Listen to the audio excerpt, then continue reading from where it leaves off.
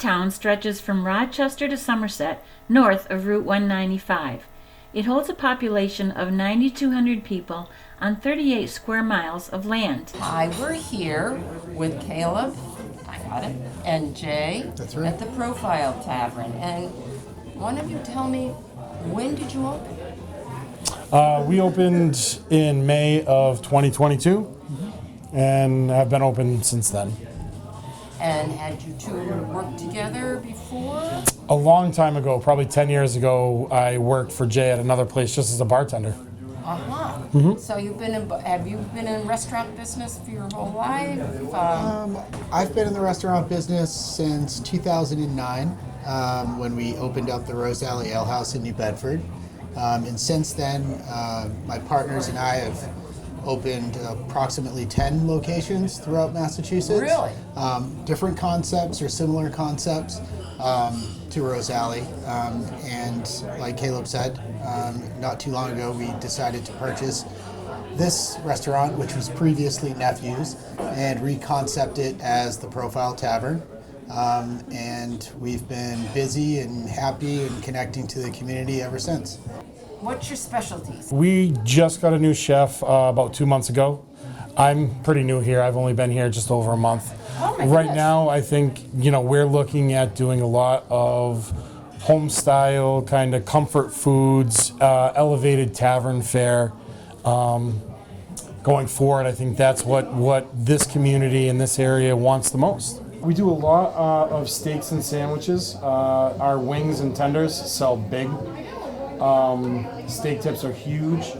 Macaroni and cheese, we do a baked mac and cheese, traditional. We do it with buffalo chicken tenders in it, tangy gold chicken tenders in it. We do it with barbecue chicken tenders in it. Any way you like it. We run specials every week. So our specials change for lunch and dinner every Monday and run for the entire week. We're known for our prime rib weekends. We do prime rib Friday, Saturday, and Sunday all day. So there's no wait. You can come in at any point in time Friday afternoon and get prime rib. We do have an extensive beer menu. Right now we have 24 different beers on draft. Oh, wow. We like to keep at least 3/4 of that craft selections. And recently I've been ordering a lot of local brews. So local breweries and So which ones Things do you close. use close by? close by. Or breweries in general? Which breweries close by? We use Stellwagen. We use them a lot. Knockabout. We use around New England. We use Maine Brewing Company a lot. We use Burlington Brewing Company. We use. It's pretty much if you have a local brewery that will distribute to a restaurant or bar, we'll use you. Cool. We'll sell your product and try to push it for you. And I would be remiss if I didn't mention the fact that we're sending one of our line cooks to Missouri this weekend to pick up a custom-made barbecue smoker. He's going to be driving it back on a flatbed truck, setting it up outside, and in the very short or near future, we're going to be diving into barbecue. So, and that will service this restaurant. That will make yes. Yeah, this restaurant as well as we think the Rose Alley Ale House. That's something that we're really excited about. We're in the beginning stages of building a large, outdoor deck. And converting an old, I think Volkswagen van into a bar. So we're doing some really fun, funky things. Caleb's starting to do whiskey flights.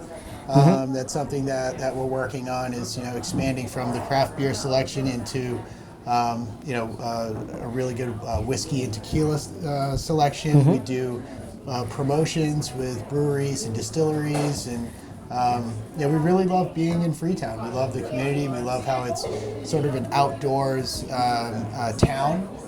So we get folks that are coming from youth-based sports, hunting, fishing, activities on Long Pond, and it's really like it's a really family-oriented neighborhood, and we love operating here. For us, one of the most important things is family and community, and the local clientele and people. We are right off the highway. That's Route very good. 140. We are exit 10. Very, very easy to get to if you're traveling from the South Coast or New Bedford to Taunton or Boston. You know, this is sort of an easy place to stop off and have lunch or dinner. And when we have barbecue, we think we're going to be a destination for people to come to. And we're centrally located between New Bedford, Taunton, Fall River, and then points to the east. Sunday through Wednesday, we're open 11:30 to 9. Thursday, Friday, Saturday, we're open 11:30 to 10. Those hours could be changing soon, and our bar can be open as late as we need it to be. So, I mean, within reasonable hours for Massachusetts. So if people are here and having a good time, then we'll stay open for you. Great. Well, it's nice meeting both of you. Nice meeting you as well. Pleasure meeting Thank you. Thank you, Thank Marcia. you. Thank you, Beth. Well, I am here with pistachio crusted salmon with spinach, onion rings, mushrooms. I'm in my glory. It smells delicious too. Yes. I guess I'll have to share with you. Better. I'm driving. Oh, okay. I'll share with Beth. We'll give it a try. Done very well. Delicious. It is delicious. It is. I have steak tips with gold, I think they're gold potatoes, Yukon gold potatoes, and green beans. And they are fresh green beans, which is a big deal in my book. So let's see. I'm not a huge steak person, but the waitress said it was her favorite, and I do like steak, so I just don't eat it a lot.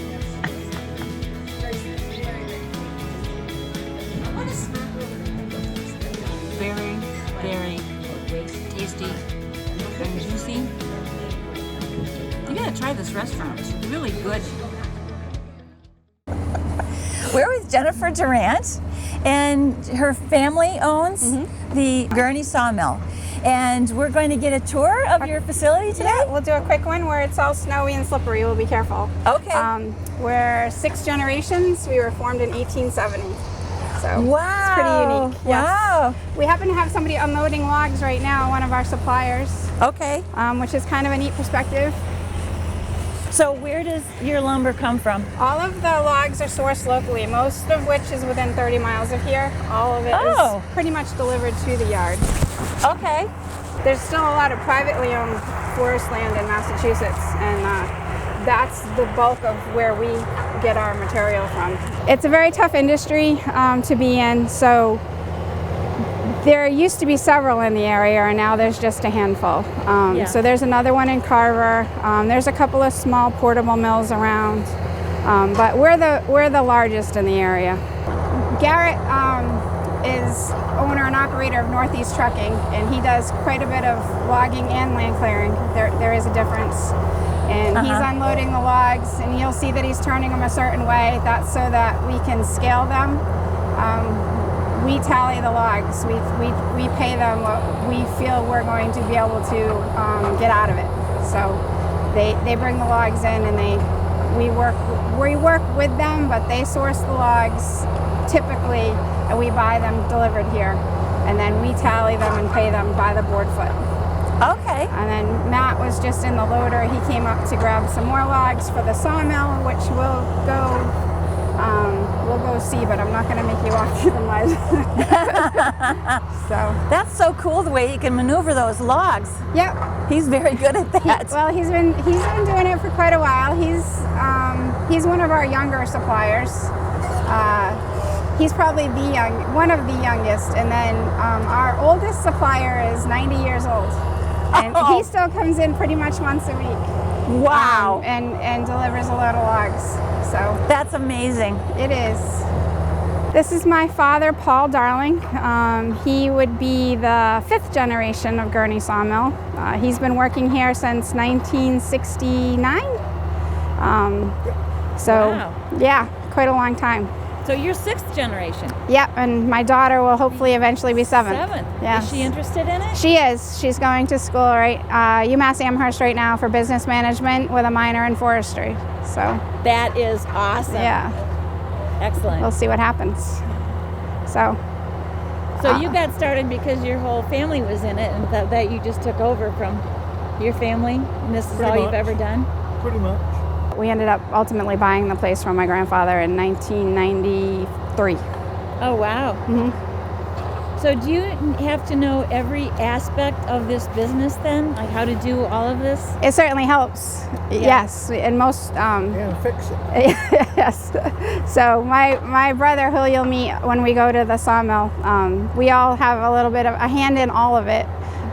We can all. There's nothing here that we ask our help to do that we haven't done ourselves at one point or another. They Excellent. started when they were just little.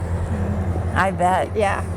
Yeah, my brother, we used to help after school and things like that. So I got pictures of them 5 years old driving a bulldozer.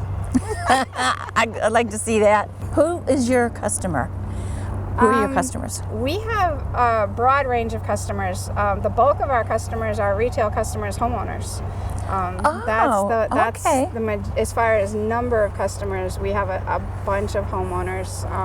And then we do a little bit of work with contractors. We do a lot of wholesale accounts. We work with other lumber yards. Our biggest thing lately is cribbing, dunnage, blocking. You know the boat blocks that go under the keel of the boat? I'll show you some over there. We make tens of thousands of those a year. For when they haul the boats out. They get shipped all up and down the East Coast.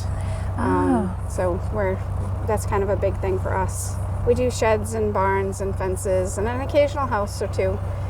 There's a lot of planning that's involved if you're going to go that far. So we have the rough green stuff, which is what you're seeing outside, but inside the building we also have kiln-dried finished lumber like tongue and groove and shiplap and square edge for shelving or flooring and that sort of thing. Okay. So we're a little bit of a lumberyard, mostly a sawmill. Okay, great. Yeah, so we're primarily an eastern white pine sawmill here. 90% of what we produce is eastern white pine. We do a little bit of hardwood, mostly red and black oak these days. Occasionally other species come in, red pine. But for the most part, that's what we're known for, Eastern is white eastern white pine. pine. Yep. Okay. And then everything, all the logs that you see are sorted to length and sometimes grade or size too. You can see there's one big pile of really big 8-footers over there. Okay. So that when we're sawing orders, we can get at the material that we need quickly and be more efficient. So that's why we sort everything out into strings like that. Matt should be debarking shortly, so you'll be able to see that. This big pipe that you see in the building we just walk by is the sawdust building. So all of the material from production is collected and sold. So sawdust is sold for animal bedding primarily. All the scrap gets chipped automatically and comes out on the other side. And that's sold that's sold for landscaping. Oh, wow. Mostly in the spring. And that's bark mulch. So the first step, which Matt's about to start up, we'll get a little closer. I don't want you guys slipping, but he's going to rip all the bark off the tree, and we do that to clean the log because the mud that comes in from harvesting is usually on the outside of the log. So the cleaner the log, the longer the saw stays sharp. So we debark because it cleans the log, and then we process that once a year. We grind that up and sell it for actual landscaping bark mulch. Oh. Yeah. We'll get a little that's closer so you can see that. Just watch your step. So that's where the logs are going in. So the logs they move forward on what we call a green chain, and he's cleaning the dirt off of the end of the log right now.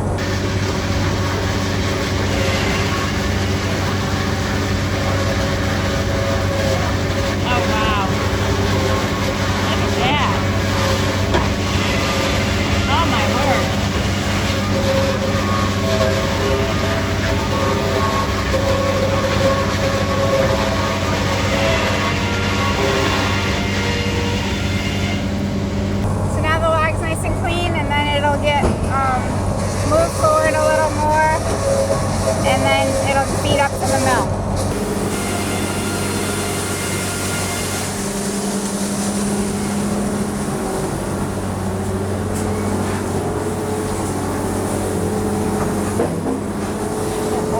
Just watch your step and stand right behind my brother. We're invading your space. So what are you doing?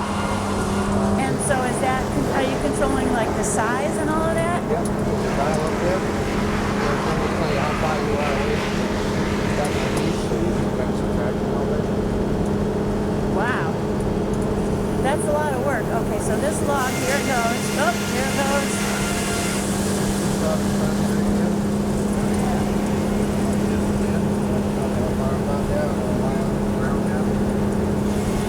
So that's going to be how wide the piece of... Well, I'm going to get 2x6 on those. Yeah, that tells you how wide it is.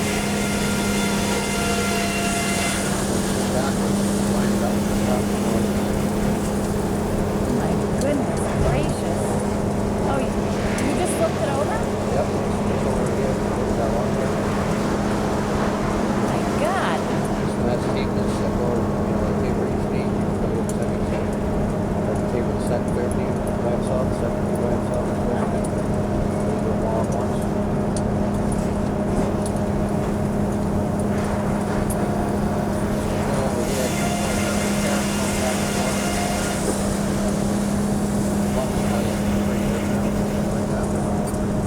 My God. Laser there to kind of guide you over the saw blade. Okay, yep. Oh, okay. And then he's taking the logs over here.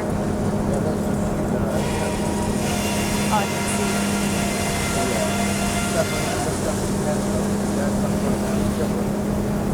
Okay. Oh, so you turn, oh my gosh, you're getting off four sides. Every log is different. So you get different sizes. You kind of got to tell them. Well, you can. I don't know if I could. Oh, okay.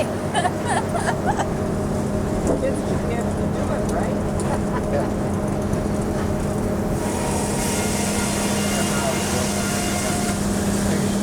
Okay, that's another one. This is so amazing.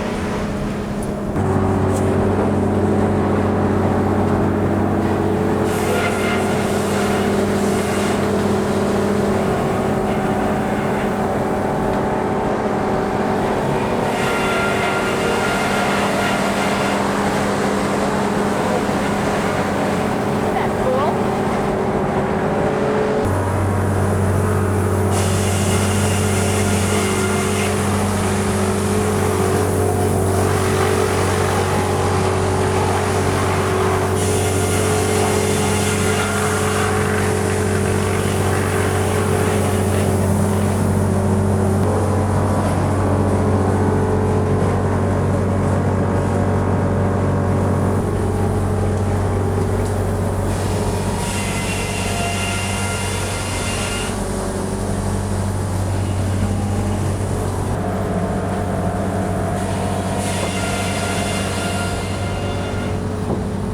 Something good to saw. I like doing post and beam houses, Okay. barns, something Yeah. to take some brain power. You know, if you got a saw 200 2x4s, anybody can do that. I could have you doing that in 10 minutes. I don't know about that, Well, I know she could. She could run the camera. but yeah. We're definitely amateurs. But saw a piece of lumber that's going to stay straight and is good for the job. It takes a little bit of thinking, a little bit of planing. Yeah. So that's kind of stuff I like. So if you're doing that kind, is the white pine still good for that, or do you use Oh, yeah. something else? Okay. My favorite job is going to somebody's woodlot and picking out the right trees for the job, and then going in, cutting the trees down, bringing them in, sawing out the lumber, and then they build a house Or barn, yeah. or a barn Awesome. or whatever. Yeah. That's fun stuff for me. Yeah. You know. Yeah. That's like seeing the whole process through to completion and finish, seeing yes. the beautiful Yeah. finish. That's Yeah. awesome. When it comes down to sawing the 200 2x4s, I'm retired. See you later. I just Now- find, so there's a lot of different aspects to it, Yeah. but we've always wanted to protect the resource, because what good is having 7 generations if it's not going to be there for the 9th and 10th? That's right. So- That's right. So these are what take the rough lumber and make it smooth. That's a single surface planer. Dad's walking by right now on the left. And then this is a three-sided planer here. And then this is our old workhorse. They all are actually, but this is a four-sided planer. It's quite a bit older than I am. It's very finicky and temperamental, but it does the job. Does the job well. Both of our planers have served us well for many decades. 1954. Really? Well, I was going to ask, so the process that you have here, is that like a modern process? Or, I mean, is it similar to how they've always done sawmills, or? Yeah, similar. That carriage that he's running, I bought brand new in 1997. That's all computerized. Yeah, okay. It has computer presets, and it's hydraulic and electrically operated. You know, back in the day, they used to Everything use, was Armstrong right. back then, you know. So Yeah. we have equipment that helps the process, but the overall general process is still exactly the same. It's just now you have more automation and more equipment that helps with the bowl work Right. a little bit. Right. Yeah. Okay. Every time, well, I don't know if Jennifer told you, but the sawmill used to be over there in that other building. Okay. And in '69, when I started working here, I saw it over there from my father-in-law, and everything was Armstrong. One log at a time, you rolled it, everything, it fell off the saw, you had to pick it up and move it. No belts, no nothing. And every time I put something in new, it was always to make the job easier. I never did it to make it go faster. I made it so it was easier for the takeaway guys, because they're the guys that work the hardest. Yeah. And so every time we did that, it just happens that it makes you go faster. Yeah. So back then, 2,000 board feet a day was a good day, back when it was all manual, and now 14,000 board feet a day. Wow, what a big difference. Yeah, so just from the automation, you know. Wow. And then as you go along, you want to get all the byproducts that you can, which is the bark mulch, Right. the sawdust, and the wood chips. Right. So all the sawdust goes through that pipe that was overhead into that building, Uh-huh. and the wood chips, you can blow out that end, and the bark mulch is on the other end. And it's all saleable. So Yeah. there's basically no waste. Right. Zero waste. That's where you Zero want to get to. And Right. we always have been. We've been green way before green was a thing. It was. We like it. We like Yep. it. You gotta. You have to, right? Well, what happens is when you buy logs, you don't pay for the sawdust, you don't pay for the bark mulch, and you don't pay for the wood chips. One of our longest log suppliers, his truck is depicted there with my brother and the Florida skidder. And then there's the sawmill operation with another one of our suppliers unloading his load of logs. Took her 98 hours to do it. That's all. She kept track of the hours. Yeah. Yeah, I just took a bunch of photos and said start at the top. This is how it's done. And she just kept painting it until she ran out of photos. Yeah, but 98 hours is not very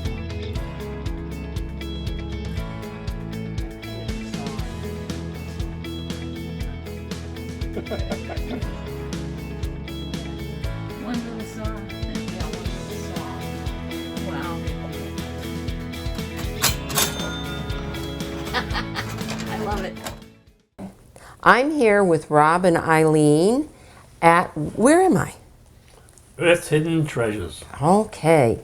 And the Hidden Treasures has been open how long? It'll be 5 years this coming May. 5 years. You even survived COVID. Which We is, did. We had to close for it, but we You survived. survived. Yeah. And tell me a few things that you have here. Not all your merchandise, but tell me some of the things that what kind of programs you have here. Well, we have services. We have yoga 3 nights a week, or 3 days a week, I should say. 2 nights and Saturday mornings. We have salt therapy. We have a salt chamber here Oh, cool. for what they call halotherapy. Yeah, Halotherapy. I've done that. We have that. We have aura readings, which Eileen does. Wow. That's pretty much as far as the services go. We have occasional sound healing. We have a medium comes in, rolling calm to us. out of Connecticut. He's What's his name? Roland Comtois. Okay. He comes out of Connecticut. We have him twice a year. We have periodic sound healing. Tell me a little about your sound healing. It's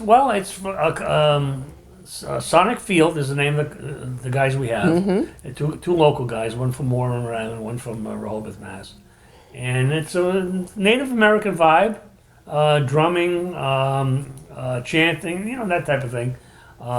We have that maybe 4 times a year because they're very busy. We can't get them all the time. And you have singing bowls, I believe?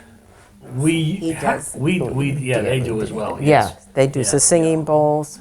Yeah. Flutes. Drums, flutes, snare drum, all the sound healing, traditional sound healing that they have. But the vibe is a little Native American. So we have that a few times a year. That works out very well for us. Well, it sounds like you have a lot of different activities throughout the year. Some just a couple, and the yoga's 3 times a week. And I guess you do your,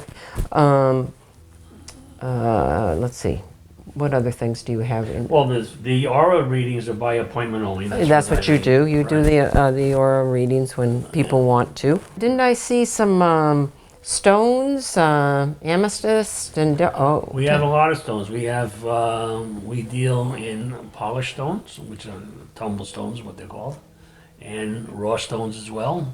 Raw stones being the more potent of the two. You saw our amethyst display. We have calcite there. We have citrine there. Same type of display. We do, salt land, Himalayan salt lands.